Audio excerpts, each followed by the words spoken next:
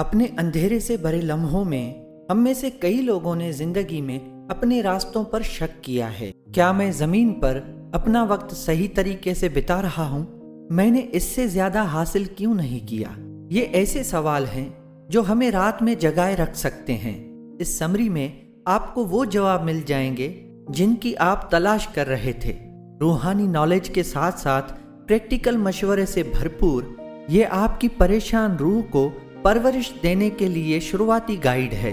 आप यूनिवर्स और इसमें अपने मुकाम पर एक अनोखा और चौंका देने वाला पर्पस हासिल करेंगे और सीखेंगे कि नए मकसद के साथ कैसे आगे बढ़ना है। इसलिए इस समरी को लास्ट तक जरूर देखें, क्योंकि इस समरी में आप सीख जाएंगे कि विल पावर को ज्यादा अहमियत क्यों दी जाती है, आप अपनी हकीकत कैसे बदल सकते हैं और खुद से प्यार यकीन का हिस्सा क्यों है।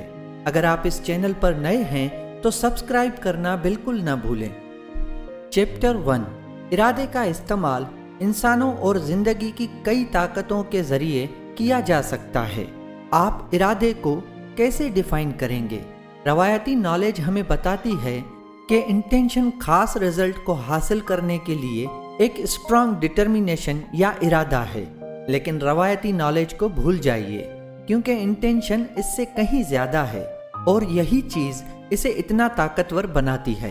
हकीकत में इरादा आपके अंदर से नहीं निकलता है और ये आपके कंट्रोल में नहीं है। इसके बजाय इरादा यूनिवर्स के अंदर एक ताकत है। ये एक ताकतवर एनर्जी का मैदान है जो आपको चारों तरफ से घेरे हुए है और आपके अंदर है, और इसे ना तो बनाया जा सकता है और ना ही मिटाया जा सकता है। यहाँ खास मैसेज ये है, इरादे का इस्तेमाल इंसानों और कई जिंदगियों की ताकतों के जरिए किया जा सकता है। आपको ये जानने के लिए सिर्फ अपनी खुद की क्रिएशन की कहानी को देखने की जरूरत है कि इंटेंशन एक ताकत है जो आपके अंदर बसी हुई है। आप उस लम्हे पर गौर करें जब एक स्पर्म एक अंडे से जा मिला था। ठीक उसी लम्हे से इरादा आपके जीन में बस गया। आपको पहले से ही कुछ चेहरे के फीचर्स और एक मखसूस बॉडी शेप के लिए मुकर्रर किया गया था। शायद आपका इरादा एक दिन बूढ़ा होने और झुर्रियां पड़ने का था। ये इरादे की न रुकने वाली ताकत है और बिल्कुल आपकी तरह जमीन पर हर दूसरे जीव यानी जानदार में इरादे की ताकत होती है। ताकतवर शेर से लेकर आजिज बीज तक। अगर आप बीज को तोड़ते हैं तो आप उसके अंदर बसे हुए पेड़ को नहीं देख पाएंगे, लेकिन इसका मतलब ये नहीं है कि ये वहाँ है ही नहीं। उस छोटे बीज का पूरा इरादा है एक ऊंचा पेड़ बनने का। इरादा हमें इंसानों की शक्ल भी देता है और हमें हमारी हकीकी सलाहियत की तरफ गाइड करता है, लेकिन सिर्फ तभी जब हम इसके लिए तैयार हों, क्योंकि इंसानों के पास आज़ाद चॉइस है। हम चुन सकते हैं कि इंटेंशन यानी इरादे के रास्ते पर चलना है या नहीं, जैसा कि बीज का फल नहीं कर सकता। अक्सर हम ऐसा नहीं करना चूज करते हैं और हम अपने सच्चे इरादे के बारे में उलझन में पड़ जाते हैं।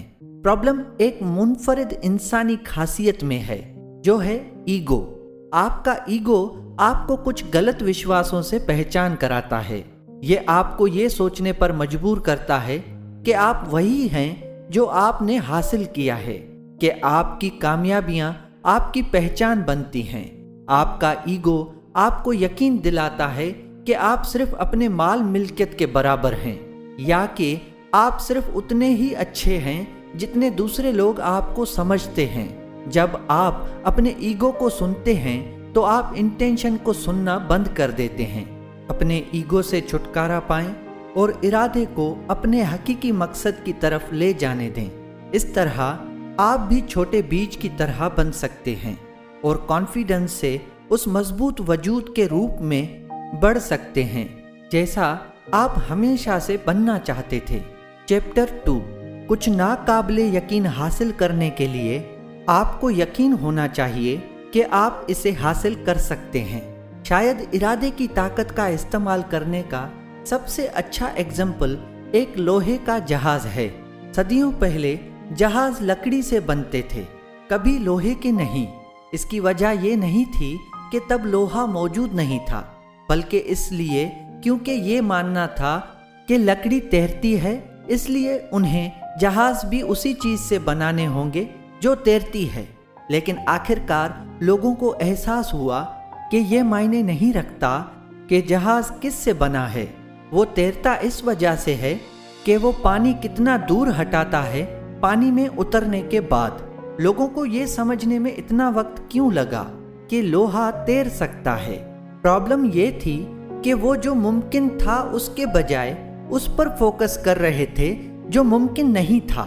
ये अहम मैसेज है। कुछ नाकाबिले यकीन हासिल करने के लिए आपको यकीन होना चाहिए कि आप इसे हासिल कर सकते हैं। किसी चीज को हासिल करने की दुश्वारी या इम्कान पर ध्यान न दें। अलेक्जेंडर ग्राहम बेल पर गौर करें।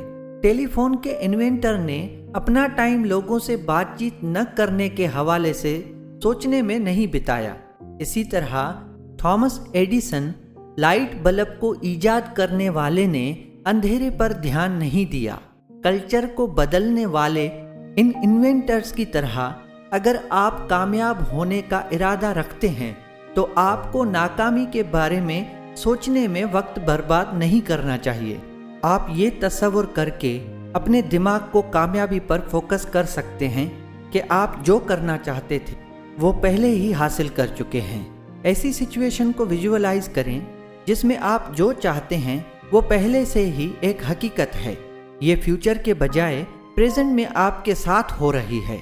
ये एक ऐसी तकनीक है जिसका इस्तेमाल लेखक ने खुद किया है। जब वो एक किताब लिखना चाहते थे तो ऐसा इमेजिन करते थे कि वो इसे पहले ही लिख चुके हैं। आपका तस्वुर इरादे की एनर्जी से जुड़ा हुआ है। इसलिए जब आप अपने तस्वुर का इस्तेमाल ये विजुअलाइज करने के लिए करते हैं कि जो आप चाहते हैं वो आपके पास पहले से ही है, तो आप इरादे की ताकत से जुड़ रहे हैं और आप जो चाहते हैं उसे हकीकत में लाने में मदद कर रहे हैं। अफसोस की बात है कि हम में से ज्यादातर लोग अपने तस्वुर को वैल्यू नहीं देते। इसके बजाय हम गलती से ये मानते हैं कि हम अपने गोल्स को सिर्फ विल पावर से हासिल कर सकते हैं। कभी ये महसूस नहीं करते कि ये इमेजिन करने की ताकत है जो हकीकत में हमें वहां तक पहुंचाएगी। चैप्टर 3, अपने थॉट्स को गॉड की पॉजिटिव एनर्जी के साथ जोड़ें। अपने इरादे की राह पर आपको कुछ रुकावटों का सामना करना पड़ सकता है। इस रुकावटों पर काबू पाने के लिए एक अच्छा मिसाल द मैच शो नाम का एक टेलीविजन गेम शो है, जिसमें टीम के दो साथी एक सवाल का अलग अलग जवाब देते हैं। आखिर में उनके कितने जवाब एक दूसरे से मेल खाते हैं उसके हिसाब से उन्हें पॉइंट्स दिए जाते हैं। इरादे का इस्तेमाल करने के लिए आपको चैलेंजेस का जवाब इस तरह से देना होगा जो खुदा की क्रिएटिव ताकत से मेल खाता हो। एक बार जब आप ऐसा करना शुरू कर देते हैं तो आप जो कुछ भी करने का इरादा रखते हैं उसमें कामयाब हुए बिना नहीं रह सकते। लेकिन जब आप नेगेटिव सोचते हैं तो आप ईश्वर की क्रिएटिव एनर्जी के खिलाफ काम करते हैं और अपने गोल्स को हासिल करना ज्यादा मुश्किल हो जाता है। यहाँ की मैसेज ये है, अपने थॉट्स को गॉड की पॉजिटिव एनर्जी के साथ अलाइन करें। इरादे में एक आधी रुकावट उन चीज़ों पर फोकस करना है जो आपको लगता है कि आपकी ज़िंदगी से गायब हैं। एग्जाम्पल के लिए हो सकता है कि आप अपने पैसे की कमी पर तवज्जो दे रहे हों, लेकिन किसी चीज़ के बारे में सोचने से ही आप उसे अपनी हकीकत से पहचान कराने में मदद करते हैं। इसलिए अगर आप गरीब होने के बारे में सोचते हैं तो आप अपनी ज़िंदगी में और ज़्यादा गरीबी को बुलावा देते हैं। ये ख्याल नया नहीं है। एग्जाम्पल के लिए पुराना असूल कहता है, जैसा आप सोचते हैं वैसा ही आप होते हैं। गॉड की क्रिएटिव ताकत से आप अपना फोकस बदलकर अपने थॉट्स को अपने इरादों से मिला सकते हैं। अपने आप को ये बताने के बजाय कि आप गरीब हैं, ये कहना शुरू करें, मेरे जीवन में बहुत कुछ है। चैप्टर 4, आपका उतना ही मकसद है जितना के गॉड का, जिसने आपको बनाया है। हम में से कई लोगों के लिए एक सवाल है जो हमें रात में जगाए रखता है। वो सवाल ये है, मैं अपनी लाइफ के साथ क्या कर रहा हूँ। हमें हैरानी होती है कि यहाँ हमारा मकसद क्या है, हमें इस धरती पर क्या करने के लिए रखा गया है। जवाब ढूंढना आसान नहीं हो सकता है, लेकिन इरादे की ताकत आपकी उलझन पर रोशनी डाल सकती है। हालांकि आप ये महसूस करने में स्ट्रगल कर सकते हैं कि आपकी जिंदगी में कोई मकसद नहीं है, लेकिन हैरत अंगेज सच्चाई ये है कि आपके जन्म से पहले ही हकीकत में आपका हमेशा एक मकसद रहा है। अजीब लग रहा है तब नहीं जब आप मानते हैं कि यूनिवर्स में सब कुछ खुदा का हिस्सा है, यहाँ तक कि मॉलिक्यूल्स और पार्टिकल्स भी, जो आपके तस्वुर से पहले आपको बनाने के लिए थे। यहाँ की मैसेज ये है, आपके पास उतना ही मकसद है जितना कि खुदा ने आपको बनाया है। अगर ईश्वर का कोई मकसद है और आप उसका हिस्सा हैं, तो इसका मतलब है कि आपका भी वही मकसद है जो ईश्वर का है। और ईश्वर का मकसद क्या है? क्रिएट करना, जिंदगी देना, प्यार, खूबसूरती और अमन की रोशनी बनना है। तो आपका भी यही मकसद है।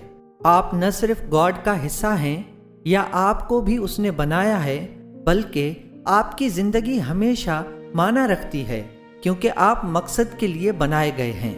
अगर आप अपने मकसद को बयान करना चाहते हैं तो एक बार फिर आप खुदा की तरफ देख सकते हैं। इस हकीकत पर गौर करें कि ईश्वर अपना सारा वक्त देने में लगाता है, चाहे वो जिंदगी हो, प्यार हो या विजडम हो। आप देने में भी एक मकसद पा सकते हैं। अगर देना इतना अच्छा नहीं लगता तो इस हकीकत के बारे में सोचें कि आप इस दुनिया में कुछ भी नहीं लेकर आए थे और कुछ लेकर भी नहीं जाएंगे। आप अपना वक्त, अपनी दौलत या अपनी नॉलेज अपने साथ नहीं ले जा सकते। इसलिए जब भी मुमकिन हो आप इन चीज़ों को दे सकते हैं। देने का सबसे अच्छा तरीका दूसरों की खिदमत करना है। अगर आप मकसद तलाश कर रहे हैं तो इसे अपने आसपास के लोगों के लिए हकीकत में मुफीद होने में तलाश करें। चैप्टर 5, खुद से प्यार, इरादे और स्पिरिचुअलिटी का एक अहम हिस्सा है। आप खुद से कितना प्यार करते हैं? इरादे की ताकत का इस्तेमाल करने के लिए अपने आप को मुकम्मल एक्सेप्टेंस और तारीफ के साथ मानना होगा। याद रखें, आपका मकसद खुदा के साथ मोहब्बत की हम आहंगी में काम करना है, न कि उसके खिलाफ। और सच तो ये है कि आप खुद से प्यार किए बिना ईश्वर से प्यार नहीं कर सकते। खुदा के इरादे का मैदान प्यार, खूबसूरती और क्रिएटिव एनर्जी से चलता है। इस पॉजिटिव एनर्जी की फील्ड से राब्ते में रहने के लिए आपको खुद से पॉजिटिव एनर्जी की वाइब्रेशन भेजने की ज़रूरत है। लेकिन आप दुनिया में प्यार करने वाली पॉजिटिव एनर्जी कैसे डाल सकते हैं और बदले में इस तरह की एनर्जी कैसे हासिल कर सकते हैं अगर आप खुद से ही प्यार नहीं करते हैं? यहाँ की मैसेज ये है, खुद से प्यार, इरादे और स्पिरिचुअलिटी का एक अहम हिस्सा है। खुदा से प्यार करने और उसके इरादे को फॉलो करने के लिए आपको ये महसूस करना होगा कि ईश्वर और आपके बीच कोई फर्क नहीं है। आप खुदा का हिस्सा हैं। आप उसका प्यार, उसकी अकल, क्रिएटिविटी और उसकी कामयाबी हैं। जब आप खुद से प्यार करते हैं तो आप खुदा के लिए अपने प्यार को भी कबूल करते हैं। लेकिन जब आप खुद से दूर हो जाते हैं, जब आप खुद को बदसूरत, मूर्ख या लिमिटेड मानते हैं, तो आप खुदा के प्यार के साथ साथ उनकी दी हुई सलाहियतों से भी दूर हो जाते हैं। आप अपने बारे में कैसा महसूस करते हैं ये भी अहम है, क्योंकि ये तय करता है कि आप दुनिया में किस तरह की एनर्जी भेजते हैं। हाई सेल्फ स्टीम वाले लोग हाई फ्रिक्वेंसी एनर्जी भेजते हैं। वो गॉड और यूनिवर्स की बढ़ती महिमा से वाइब्रेट करते हैं। नतीजे में ये लोग हाई फ्रिक्वेंसी एनर्जी को भी रिसीव करते हैं और अपने इरादे में कामयाब होते हैं। लेकिन लो सेल्फ स्टीम वाले लोग लोअर फ्रिक्वेंसी एनर्जी भेजते हैं और वो उसी को ज़्यादा अपनी तरफ खींचते हैं। दर्द, खराब रिश्ते और नाकामी के रूप में आप कुछ आसान तरीकों को अपनाकर अपना सेल्फ स्टीम बढ़ा सकते हैं। सबसे पहले आप हर सुबह खुद को आईने में देख सकते हैं और कह सकते हैं, मैं खुद से प्यार करता हूँ। एक बार जब आप खुद को खुद से प्यार के लिए खोल देते हैं तो आप खुद को इरादे की ताकत के लिए भी खोल देते हैं। जैसे ही आप खुदा के प्यारे मेज़बान बनेंगे तो ये ताकत आपके अंदर बहेगी। एक बार जब आप अपने अंदर ईश्वर की मेज़बानी कर रहे होते हैं तो आप अपने हर काम पर उसके डिवाइन असर को महसूस करेंगे, क्योंकि वो आपको आपके सच्चे इरादे की तरफ गाइड करते हैं। चैप्टर 6, तनाव को छोड़ना आपको खुदा के करीब लाता है। दौड़ता हुआ दिल, आपके पेट में तितलियां या खौफ का एक ताकतवर एहसास। हम में से अक्सर ने अपनी जिंदगी में कभी न कभी तनाव और परेशानी का तजुर्बा किया है। ऐसा लगता है कि तनाव भरा जीवन जीना हम में से किसी का भी इरादा नहीं है, और फिर भी तनाव अक्सर हमारे दरवाजे पर दस्तक देता है। तो हम तनाव को हमेशा के लिए अलविदा कैसे कह सकते हैं? हालांकि बुरी चीजें होने पर तनाव एक नेचुरल रिएक्शन की तरह महसूस हो सकता है, लेकिन इन नाखुशगवार एहसासों में कुछ भी नेचुरल नहीं है। हम इंसान ईश्वर का हिस्सा हैं और ईश्वर अमन और सुकून है।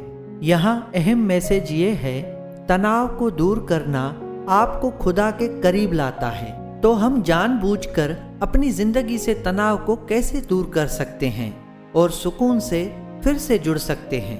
पहला कदम ये महसूस करना है कि तनाव एक चॉइस है।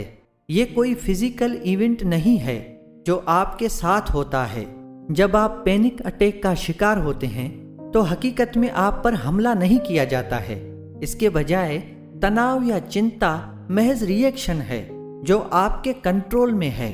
तनाव कम करने की एक आसान तकनीक ये है कि तनाव के रिएक्शन को आप पर हावी होने से पहले ही पकड़ लिया जाए। चैप्टर 7, जब आप तैयार होंगे तो यूनिवर्स आपके पास अजीम लोगों को भेजेगा। क्या आप हमेशा गलत शख्स को दोस्त या पार्टनर के रूप में चुनते नजर आते हैं? क्या आपको लगता है कि आपके आसपास के लोग आपको उस तरह से प्यार या सपोर्ट नहीं करते जिस तरह से आप जानते हैं कि आप इसके लायक हैं?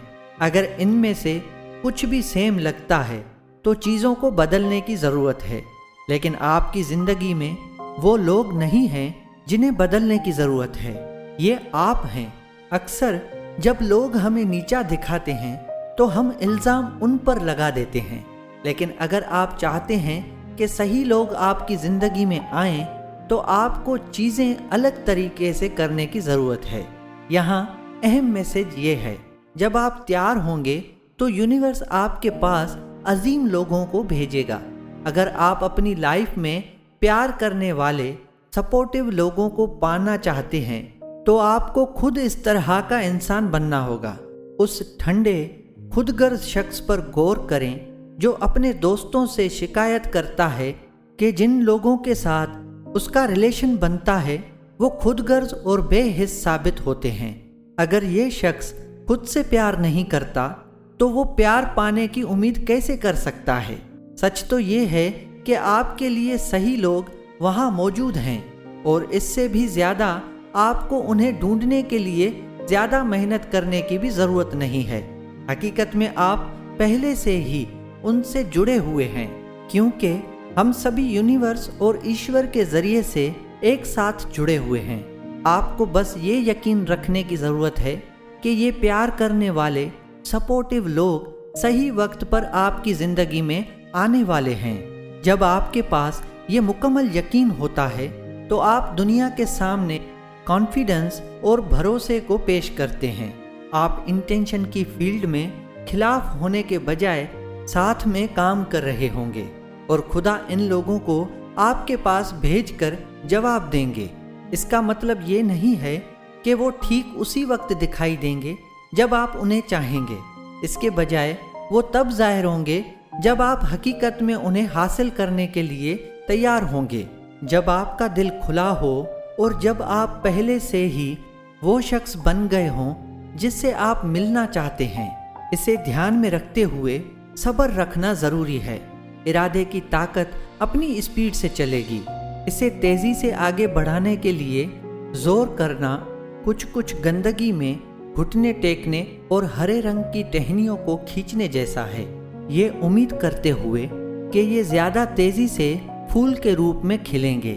रिश्तों और कनेक्शंस को जल्द से जल्द पूरा करने के लिए दबाव डालने की कोशिश करने के बजाय भरोसा रखें कि सब कुछ तभी होगा जब होना चाहिए। हकीकत में ये आपकी लाइफ की जर्नी के एंड में ही हो सकता है कि आप ये समझ पाएंगे कि हर कोई बिल्कुल सही टाइम पर आया था, कि ये सब खुदा के डिवाइन इंटेंशन का एक हिस्सा था। फाइनल समरी, इस बुक से अहम पैगाम, आपको इस बारे में फिक्र करने की ज़रूरत नहीं है कि आपकी लाइफ कहाँ जा रही है या आपके पास कितना पैसा है। एक पुरसुकून लाइफ जीने के लिए आपको सिर्फ इस यकीन की ज़रूरत है कि आप खुदा का एक हिस्सा हैं। जब तक आपका दिल खुला है, आप सही रास्ते पर चलेंगे और आपके लिए उनके डिवाइन इंटेंशन को पूरा करेंगे। एक्शनेबल एडवाइस, अपने आखिरी डर को जाने दो। अपनी मौत के बारे में सोचना भयानक हो सकता है, लेकिन इरादे की ताकत का इस्तेमाल करने से आप अपने डर से आज़ाद हो जाएंगे।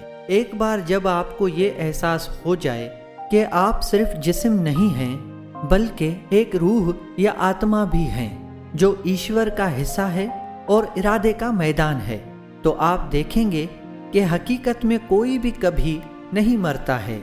इसके बजाय गॉड की तरह आप लामहदूद हैं। आपका रूप बदल सकता है, लेकिन आप मौत के बाद भी मौजूद रहेंगे, ठीक वैसे ही जैसे आप पैदा होने से पहले मौजूद थे।